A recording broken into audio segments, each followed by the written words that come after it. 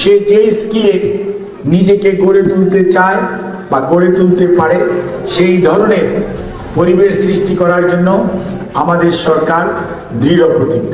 এবং আজকেও এই মুহূর্তে আজকে প্রতিমন্ত্রী মহোদয় এখানে নাই, তার অর্থ উনি অনুপস্থিত তা নয়। উনি কিন্তু এই মুহূর্তে মাননীয় প্রধানমন্ত্রীর নেতৃত্বে আজকে গতকালকে একটি স্টিয়ারিং কমিটি হয়েছে যে প্রতিবন্ধীদের সহযোগিতা করার জন্য, তাদের স্বাস্থ্য সেবা দেওয়ার জন্য, তাদের অধিকারের সুরক্ষার জন্য জাতীয় স্টিয়ারিং কমিটি, যেটা চেয়ারম্যান মাননীয় প্রধানমন্ত্রী নিজে। আর আমাদের সমাজ কল্যাণ প্রতিমন্ত্রী শুধু নয়, বিভিন্ন মন্ত্রণালয়ের প্রতিনিধিদেরকে নিয়ে একটি স্টিয়ারিং কমিটি হয়েছে। সেখানে আমাদের মন্ত্রণালয়ের 2 জন আজকে সেই মিটিংয়ে উপস্থিত, এবং সেই মিটিংটা দুপুর 2টা থেকে শুরু হয়েছে। সেই জন্য আজকে উনি অনুপস্থিত, উনি তাহলে হয়তো এখানে উপস্থিত হতেন। তো সেই জন্য আমি বলছি যে আমরা এ ব্যাপারে মানে গতকালকে কমিটি হয়েছে, আজকেই প্রথম সভা। আপনাকে বুঝতে হবে যে আমাদের বয়স আজকে 86 দিন, এই সরকারের বয়স 86 ডে। আজ 86 দিনের মধ্যে আমরা প্রতিদিন হিসাব করে করে আমরা স্টেপস ফেলতেছি, কারণ আমরা জানি আমরা একটা নির্ধারিত টার্গেটে পৌঁছতে হবে একটা নির্ধারিত সময়ের মধ্যে। সেই জন্যই আমরা প্রতিদিন হিসেব করে কাজ করছি।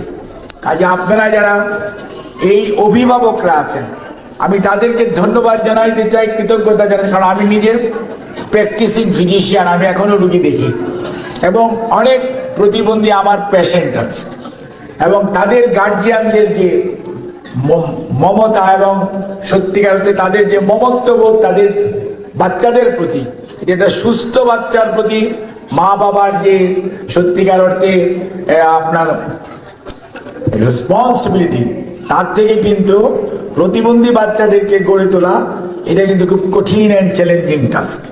এবং এই যে অভিভাবকরা, আপনারা যারা আজকে আপনাদের এই ছেলে মেয়েদেরকে নিয়ে এসছেন এবং এতক্ষণ ধৈর্য ধরে বসে আছেন, সেটি সত্যি সত্যি অ্যাপ্রিসিয়েট করার মতো। মানে আপনাদেরকে অভিনন্দন জানাই যে আপনাদের ধৈর্যের জন্য এবং আপনাদের যে একাগ্রতা এবং আপনাদের যে কমিটমেন্ট, এটা রিয়েলি।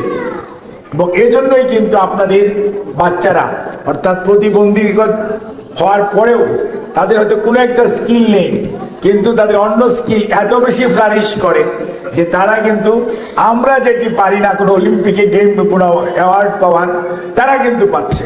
অর্থাৎ তাদের প্রতি আপনাদের যে যত্ন, এটি যে কোনো মানদণ্ডে একটি সুস্থ বাচ্চার প্রতি যে যত্ন, তার চেয়ে অনেক বেশি নেন আপনারা, এবং সেজন্যই কিন্তু আপনাদের ছেলেমেয়েরা ভালো করছে।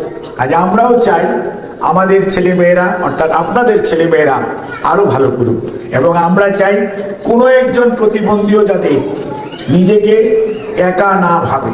এই সমাজ, এই দেশ, এই রাষ্ট্র তার সাথে আছে, তাকে সহযোগিতা করতে চায়, এবং যে কোনো প্রয়োজনে প্রতিবন্ধী হলেই তার কোনো সহযোগিতা থাকবে না, সে একা থাকবে, এই ধরনের পরিবেশ অবস্থায় আমরা বিশ্বাস করি না।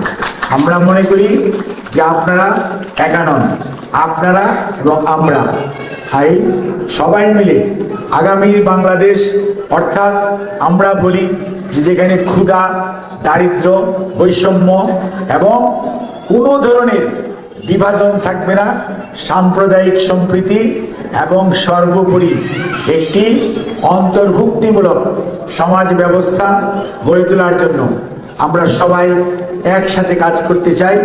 আমরা আপনাদের সহযোগিতা চাই, এবং সেই জন্য আপনাদের পরামর্শ চাই, আপনাদের দিক নির্দেশনা চাই, এবং আপনাদেরকে সাথে নিয়ে আমরা আমাদের মাননীয় প্রধানমন্ত্রীর নেতৃত্বে আমাদের যে স্বপ্ন, ওনার যে স্বপ্ন আগামীর বাংলাদেশ, হাত তার ব্রেন অনেক বেশি কাজ করে। আবার একজনের দেখা গেল যে সে কানে কম শোনে, কিন্তু সে আর্টিকুলেট করতে পারে, নিজের মধ্যে অ্যাসিমিলেট করতে পারে,